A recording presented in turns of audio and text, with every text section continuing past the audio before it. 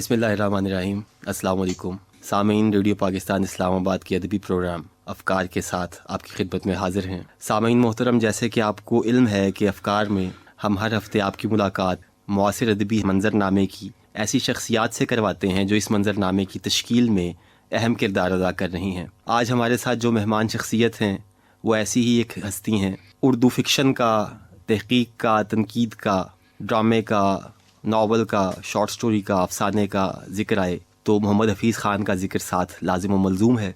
मोहम्मद हफ़ीज़ ख़ान साहब का नाम क़ारीन में बहुत मकबूल है। इनके काम का ज़िक्र किया जाए तो इतना तफसीली काम है और इतना ज़्यादा काम है कि हमें एक पूरा प्रोग्राम सिर्फ़ इनकी किताबों के नाम लेने में गुजर जाएगा। हम इनसे गुफ्तगू का आगाज़ करते हैं ताकि इनकी ज़िंदगी और इनके फ़न के बारे में ज़्यादा जान सकें। सामीन, आज हम अपने गुज़िश्ता से वाबस्ता प्रोग्राम को पेश कर रहे हैं आपकी खिदमत में। इस प्रोग्राम का पहला हिस्सा जो हमने मोहम्मद हफ़ीज़ ख़ान साहब के साथ किया, उर्दू अदब का एक अहम नाम है, ये आप पहले सुन चुके हैं गुज़िश्ता हफ़्ते। उसी प्रोग्राम का दूसरा हिस्सा आज हम आपसे आपकी खिदमत में लेके आए हैं मोहम्मद हफ़ीज़ ख़ान साहब से। अब हम फ़िक्शन पे बात कर रहे हैं, इंशाल्लाह इनकी शायरी पे भी बात होगी।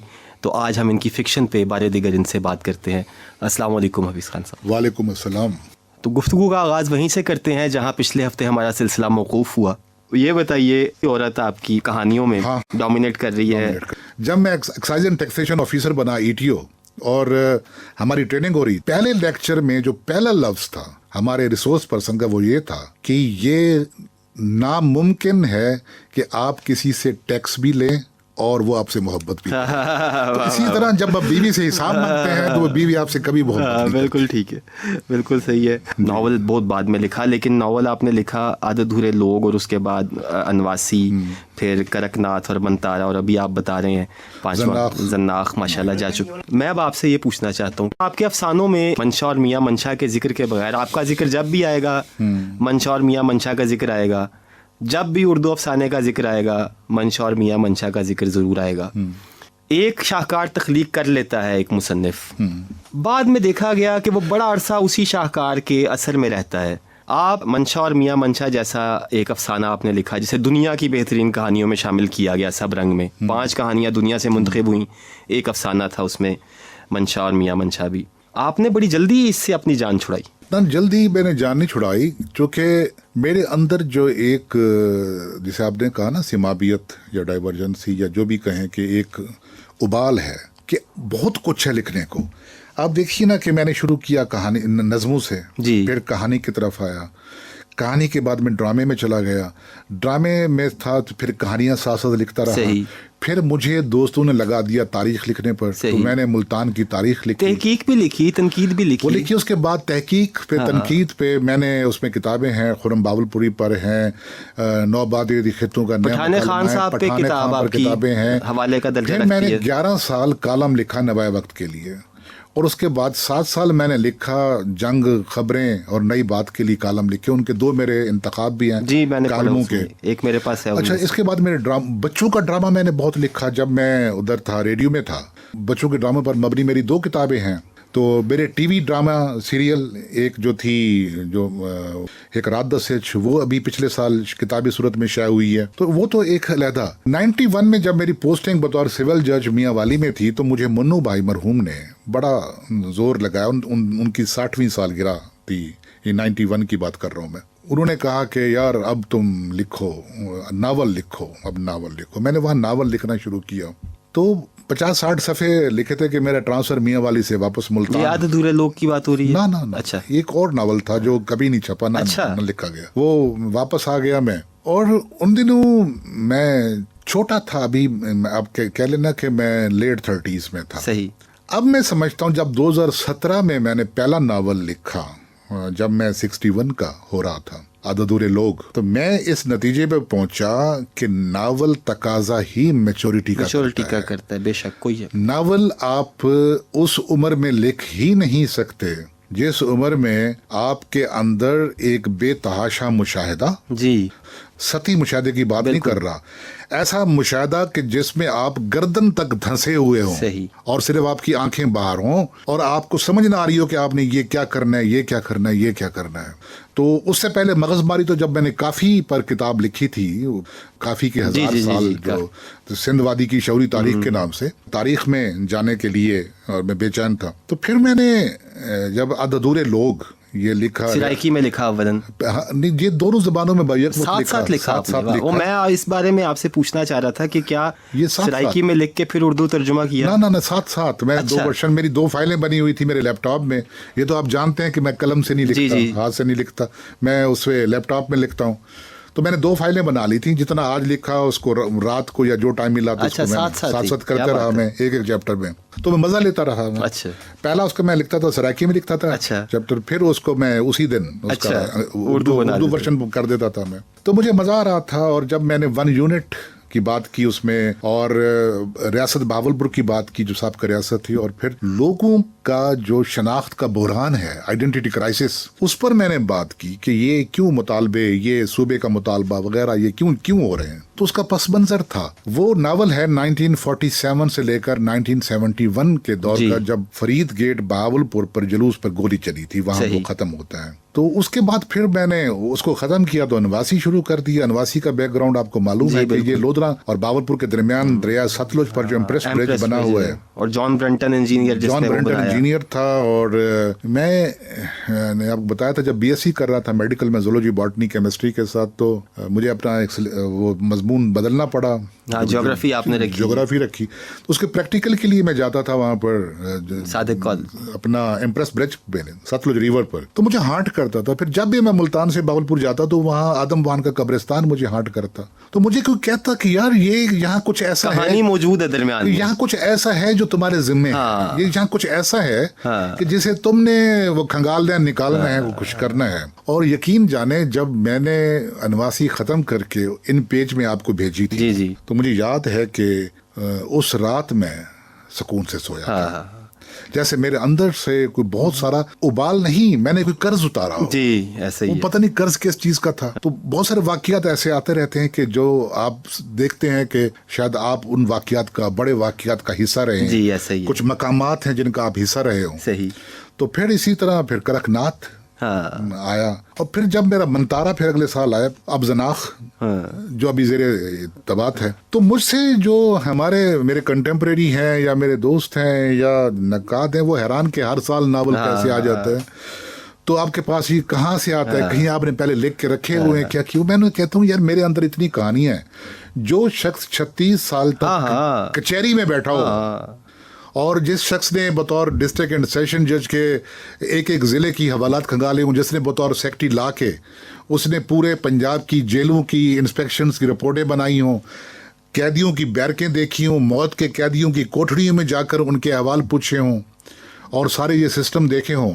मैं तो इस सिस्टम के अंदर इस कदर पेनिट्रेट कर चुका हूँ, और मेरे अंदर इतना कुछ लिखने को है कि मैं अगर बाकी ज़िंदगी जितनी भी मेरी है, मैं दिन रात लिखता रहूँ तो मेरे अंदर कहानियाँ ख़त्म होने वाली नहीं है। इस चीज़ को लोग नहीं देखते, ऑब्जर्वेशन को नहीं देखते। हम तो ये करते हैं कि सुबह उठते हैं, कहीं गए, दफ्तर गए, चाय वाय पी, उठ कर आ गए, घर आ गए, और सोचना शुरू कर दिया कि कहानी क्या लिखें। फिर वो टीवी देखे भी, जिसने कुछ देखा ही नहीं। आपने कभी किसी कोड़े खाते हुए आदमी को देखा है? आपने किसी फांसी पर लटके हुए आदमी को देखा है? आपने सजाए मौत के जो आपका स्टूडियो है, इसमें उसकी 4 कोठरियां निकल आए, उसमें जो 6-6 बंदे बैठे होते हैं, जो किस्तों में सोते हैं, उनकी आंखें पथरा चुकी होती हैं। क्या कभी आपने किसी शख्स को सजाए मौत सुनाकर देखा है? मैंने सैकड़ों केसों में डेथ सेंटेंसेस अनाउंस किए हैं, फिर वो कैदियों के चेहरे देखें कि जब आप उन्हें सजाए मौत सुना रहे होते हैं। मैं भी इंसान हूँ, वो भी इंसान होते हैं। तो ये वो लम्हे होते हैं कि जिनको अंदर किसी के अंदर हसासियत है, उनसे वो कहानी कशीद कर सकता है। आपकी कहानियों पे मैंने बात की जी, और मैंने उसमें लिखा कि आपका पोइटिक जस्टिस बहुत स्ट्रॉन्ग है। हालांकि ये पोइटिक जस्टिस यानी अच्छे को अच्छा जो है उसको आपने कहानी के आखिर में उसका इनाम देना है और बुरे को उसकी सज़ा देनी है। और आप इतना केयरफुली, इतना एहतियात के साथ ये पोइटिक जस्टिस, ये शेरी इंसाफ करते हैं अपने किरदारों के साथ। क्या ये मुश्किल नहीं होता? क्योंकि जब आप कहानी लिखते हैं तो आप उन किरदारों की जगह पे खुद रह रहे होते हैं। कहानी बाहर बैठ के नहीं लिखी जाती, शायरी से ज़्यादा मुश्किल काम है, क्योंकि कहानी के अंदर उतरना पड़ता है, हर किरदार की खाल में लिव करना पड़ता है। पता नहीं मेरे कोई लाशऊर में, एक तो मेरा जो बुर्ज है ज़ोडिक साइन वो लिब्रा है। अच्छा, लिब्रा है। मीज़ान मेरा वो है, अब प्योर लिब्रा 3 अक्टूबर। सही। दूसरा ये है कि मैं बचपन से ही ना, मैं डंडी मारने वाला बंदा नहीं हूँ। और आप हैरान होंगे, मैं 2-2.5 साल का था, मेरे नाना जिनका मैं जिक्र करता वो मुझे कंधे पे बिठा के मुझे खिलाते थे और वो दुआ देते थे कि अल्लाह ताला तुझे सेशन जज बनाएगा। अच्छा। मैं हैरान होता था। और जब मैं रिटायर हुआ तो उस वक्त जज हाई कोर्ट के लेवल की पोस्टिंग पे था, मैं चेयरमैन था पंजाब सर्विस ट्रिब्यूनल का जब मैं रिटायर हुआ। तो इस सारे सिस्टम को देखते हुए आपने पोएटिक जस्टिस की जो बात की है, ये चीज़ें सारी मेरे साथ साथ चली। सही। लाशऊर में कुछ होता है, आपने मेरी कहानियों में देखा होगा, मेरी कहानियों में किरदार वो हैं जो दरमांदा किरदार हैं, ठुकराए हुए लोग हैं जिन्हें समाज ने रद्द कर दिया है। मैं उनको उठाता हूँ, उनको ये नहीं कि उनकी झाड़ पूंछ करके, ये नहीं, ऐसे ही उनको मैं लाकर सामने दिखा देता हूँ कि भाई ये मैं भी इंसान हूँ, ये भी इंसान है, वो भी इंसान है। ये आपके सामने इंसान खड़े हुए हैं। किसने हक दिया किसी इंसान को कि इनको रद्द कर दे, इनको टुकरा दे? आप इतनी लेविश लाइफ गुजारें और उसको वो लाइफ गुजारने पे मजबूर कर दे जो नाली का कीड़ा भी नहीं गुजार सकता। तो वो चीज़ें मेरे साथ होती हैं कि मैं अंदर से कहीं चाह रहा होता हूँ कि मैं दुनिया में खूबसूरती कंट्रीब्यूट करूँ। आप ये और सॉरी, खूबसूरती कंट्रीब्यूट करना क्या होता है? खूबसूरती ये है कि जो जिसका ड्यू है, जी बिल्कुल, वो आप उसको दे दें। तो यही वजह है कि मैं जब कहानी कोई शुरू करता हूं तो मैं सोच समझ के नहीं करता, मैं क्राफ्ट नहीं करता। यही आपसे पूछना चाह रहा था कि इतनी बदसूरती के दरमियान में से आप खूबसूरती कैसे, अपा पीप जो अफसाना जिसका जिक्र किया, वो ऐसा ही एक किरदार है जैसा आप कह रहे हैं, बिल्कुल डिस्कार्डेड करैक्टर है, मुआशरा उन नहीं कर रहा, पैदा करने वाले उन, आखिर में आप खुशी कहाँ से ले आते हैं और आती है? वो देखे ना, ये अगर आपके अंदर नेगेटिविटी नहीं है, आप चीजों के ऐसे ही देखना चाहते हैं, आप अपने अतराफ में मुस्कुराहट देखना चाहते हैं, पंच लाइन जब तक आपकी मजबूत नहीं हो। अब देखे ना, एक और भंवर गर्दाब में मेरी कहानी है, आपके निशाद आपके ज़हन में हो। जी इंतखाबात वाली वो जो ना, वो तो है, ये वो हाउस वाइफ वाली, हाँ, कि मैंने ये देखा कि हमारे यहाँ जो हाउस वाइफ हैं 40s में, वो क्यों बहकावे का शिकार हो जाती हैं। तो उस कहानी ने बड़ी कंफ्यूजन मेरी दूर की।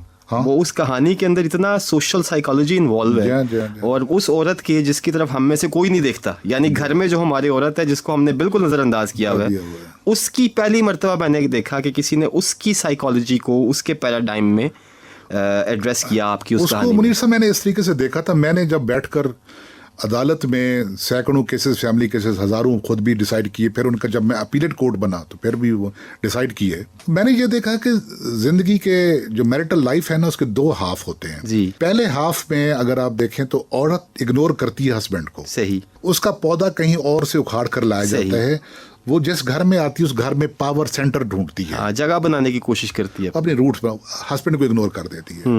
हस्बैंड कहीं बाहर चला, अपने कारोबार में इधर उधर चला जाता है। जब वो वापस लौटती है, बच्चे स्कूल गोइंग हो जाते हैं, तो हस्बैंड उससे दूर हो जा चुका होता है।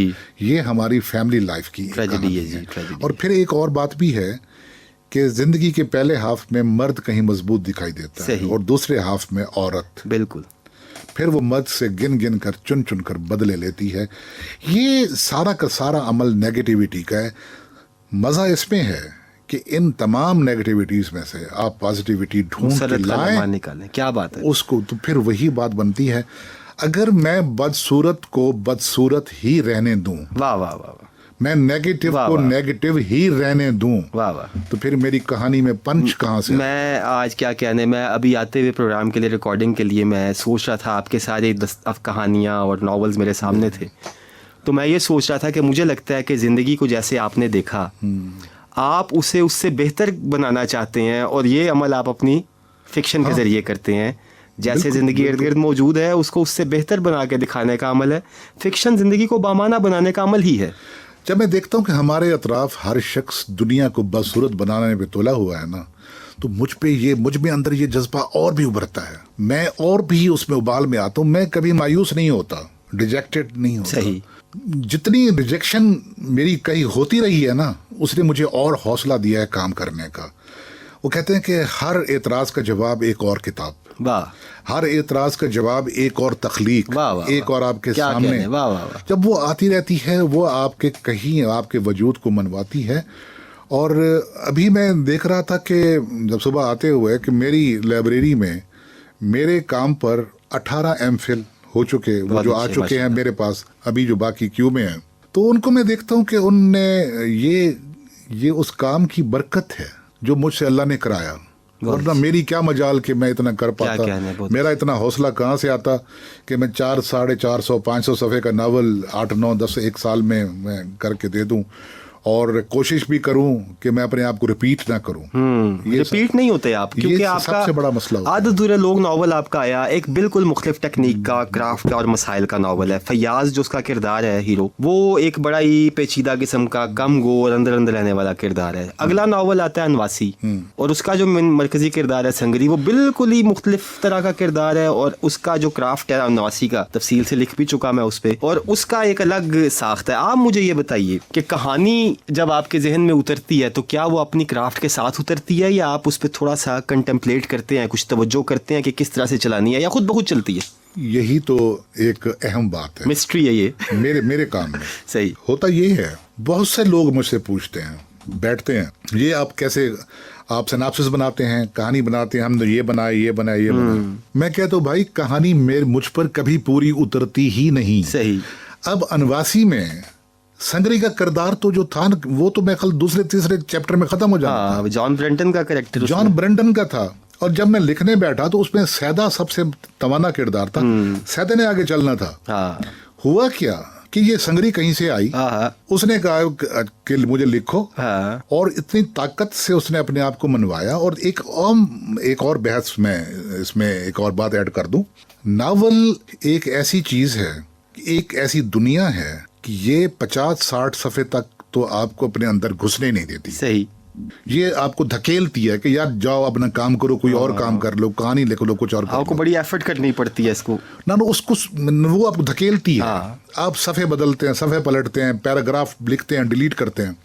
जब 50-60 सफ़े गुजर जाते हैं ना, तो फिर वो नावल कहता है कि आप अब परे हट जाओ, अब जैसा मैं तुम्हें कहूंगी ना तुमने वैसे लिखना है। कहानी चलना शुरू हो जाती है और आप कहानी किरदार बनना शुरू हो जाते हैं। वो जो आप सोच के बैठे होते हैं कि इस किरदार को तो मैंने यूं मार देना है, यूं चला देना है, तो वो किरदार कहता है तुम्हारी जरूरत है मुझे मार के दिखाओ, या तुम मुझे दबा के दिखाओ, तुम ऐसे करके दिखाओ। तो वो किरदार खुद ब खुद बनते और चले जाते हैं, आपके काबू में नहीं रहते वो। जी ऐसा ही। और फिर असल काम नावलिस्ट का, नावल निगार का ये है कि जो वो अथरे और बेकाबू किस्म के किरदार हैं ना, फिर उनको एक ट्विस्ट देकर उनको एक मंतकी अंजाम तक लेकर आना, और फिर उसका वाइंड अप। हाँ। मैं जितना मुशक्कती रोल प्ले कर रहा होता हूँ नावल शुरू करने में, हाँ। उससे ज्यादा जब इसका वाइंड अप आता है ना, तो आखिरी जो 40-50 सफ़े होते हैं, हाँ। वो मेरे बड़े इस्तराब के होते हैं। बड़ा मैं बहुत मसला है। चिड़चिड़ा होता हूँ, बहुत ज्यादा बेचैन होता हूँ, मैं कमरे में बंद होता हूँ, बाहर कम निकलता हूँ, कि जब तक उसको मैं वाइंड अप ना कर लूँ। तो वो जैसे एक तख्लीकी, जैसे आप कह लें कि औरत के यहाँ विलादत का मामला होता है, और तो वही तकलीफ, वही दर्द, वही सब कुछ होता है कि जो एक नावलिस्ट जो है ना वो करता है, बर्दाश्त करता है। और नावल मैं समझता हूँ पूरी जिंदगी है, पूरी जिंदगी है। क्या बात है। जो कहानी है, अफसाना है, ये तो स्टूडियो से निकले और हम चले गए ब्लू एरिया तक, ये अफसाना है। जी जी ऐसे ही है। और जो पूरी जिंदगी कैसे गुजरी वो नावल है। आप इन दोनों के दरमियान में आप उसमें कर लें। नावल तो मैं समझता हूँ कि जो सबसे बड़ा तख्लीकी वस्फ नसर में है वो नावल है। जाहिर है तो आपका मतलब सब कुछ आपका तहकीक, तनकीद, फिक्शन, शायरी, कहानी वहानी, अखबार, कॉलम, नसर, सब कुछ नावल, नफ्सियात, तारीख, जोग्राफिया, सोशियोलॉजी, उमरानियात वगैरह सब कुछ नावल में आता है। तो नावल कोई छोटे मोटे आदमी का काम नहीं है। सबसे बड़े पर्दे का जो अदब है वो नावल है, इसमें कोई शक नहीं है। अनवासी और शनाख्त का सवाल बार बार आता है आपके नावल, शुरू से है, हमेशा से है। यानी हमें, और ये एक वेकअप कॉल है, मैं समझता हूँ फिक्शन निगार जो है वो मुआशरे का जीता जागता इंसान होता है जो नब्ज पे हाथ रखता है। आपने हमारी नब्ज पे हाथ रखा हुआ है और हमें शनाख्त के सवाल की तरफ बुला रहे हैं। हमारे यहाँ होता क्या है कि जो ये हमारे मुल्क है ना, हम जैसे ममालिक, उनमें जो सबसे बड़ा मसला है वो यही शनाख्त का बुरहान है। जी। हम अगर किसी से लड़ रहे हैं, हम बेशनाख्त कर दिए गए हैं, हम समाज में बेशनाख्त हैं जी। हम मुल्क की सतह पर बेशनाख्त हैं, हम जिस शोबे में भी हैं बेशनाख्त हैं, और बेशनाख्त को यहाँ अमा मिलती है। सही। जो थोड़ा सा अपनी शनाख्त ढूंढने निकलता है उसको क्रश कर दिया जाता है। तो जब तक ये मुआशरा, ये सोसाइटी अपने लोगों को शनाख्त नहीं देती तो वो यूं ही शनाख्त के बुरहान में मुब्तला रहेंगे और ये बुरहान बढ़ता चला जाएगा और भी ये फिर समाज को खा जाता है। एक छोटा सा सवाल है आखिर में इसी, क्योंकि ये बहुत अहम सवाल है। इज्तिमाई शनाख्त इनफरादी शनाख्त की तश्कील करती है या इनफरादी शनाख्त इज्तिमाई शनाख्त? इनफरादी इज्तिमाई की करती है। इनफरादी शनाख्त इज्तिमाई शनाख्त। इनफरादी शनाख्त तय होगी तो फिर वो इज्तिमाई बनेगी। इज्तिमाई शनाख्त इनफराद फर्द पे नहीं आती। ये हम तजुर्बा बहुत दफा कर चुके हैं। हम इज्तिमाई शनाख्त को हमने थोपने की कोशिश की फर्द पर, जो फर्द ने कबूल, और उसका बिगाड़ जो है वो जगह जगह हमें मुआशरे में आज भी नजर आ रहा है। बहुत बहुत शुक्रिया हफीज खान साहब, यकीन कीजिए पता ही नहीं चला गुफ्तगू का, और अभी तो शुरू हुई। जो मैं सवालात करना चाहता था, बहुत सारे आपके किरदार मेरे सामने है गैलरी की तरह। शायरी रह गई हमारी, शायरी भी रह गई हमारी। तो बहुत सारा कुछ पूछना था, लेकिन ये प्रोग्राम जी इंशाल्लाह हम तो बात करते ही रहते हैं। आप बातें कर रहे थे, मुझे पुरानी अपने मकाले में याद आ रहे थे। आपका बहुत शुक्रिया, आप आज तशरीफ लाए। ऐसी शानदार आपकी तख्लीक से मुताल्लिक, आपकी ज़िंदगी से मुताल्लिक मेरा ख्याल है कि ये वो सवालात हैं, अहम बातें हैं जो आपके क़ारीन तक, आपके मोहब्बत करने वालों तक पहुँचनी चाहिए। हमारी खुशकिस्मती थी कि आप आज तशरीफ लाए। अपनी सी कोशिश हमने भी की आपसे कुछ उगलवाने की, कुछ काम की बातें सीखने की, और यकीन कीजिए कि बहुत सीखा मैंने आज। रेडियो पाकिस्तान इस्लामाबाद का शुक्रिया। जी, रेडियो पाकिस्तान इस्लामाबाद का शुक्रिया। सामीन आपका बहुत शुक्रिया, आपकी समातों का शुक्रिया। रेडियो पाकिस्तान इस्लामाबाद अदबी प्रोग्राम अफकार से मेज़बान मुनीर फैयाज, प्रोड्यूसर कामरान तारिक और हमारे आज के मेहमान हफीज़ खान साहब को इजाज़त दीजिए। अपनी दुआओं में याद रखिए। अल्लाह हाफिज़। अस्सलाम वालेकुम।